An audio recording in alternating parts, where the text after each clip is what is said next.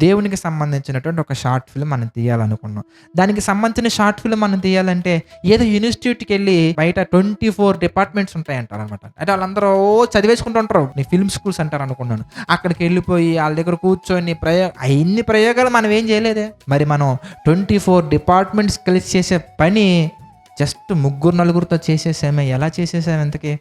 ఎలా చేయగలిగాం ఇంతకనగానే ఆ దేవుడి మీద ఆధారపడి ఉంటది.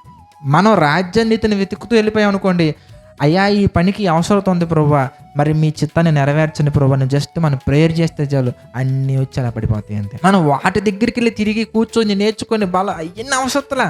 ఒకటే దేనికైనా సొల్యూషన్ బైబిల్ అంతేనండి. బైబిల్ దగ్గరకొచ్చి మనం కూర్చొని బైబిల్‌ని చక్కగా విని, చక్కగా గైకొని, చక్కగా పాటిస్తూ మనం బైబిల్ ప్రకారంగా మనం వెళ్ళిపోతే చాలు. నీతిని, రాజ్యాన్ని వెతుక్కుంటూ వెళ్ళిపోతే మనకు కావాల్సినవన్నీ వచ్చేస్తాయి. అది మీరు నమ్మగలగాలి. మీరు నమ్మకుండా ట్రెడిషన్స్ మీదో, చుట్టాల మీదో, బంధువుల మీదో, ఫ్రెండ్స్ మీదో, వాళ్ళ మీదో, వీళ్ళ మీదో నెట్టుకుంటూ పోయారనుకోండి, ఆదాము, హవ్వల దగ్గర నుంచి ప్రతి మనిషి చేసే పొరపాటు ఇదే.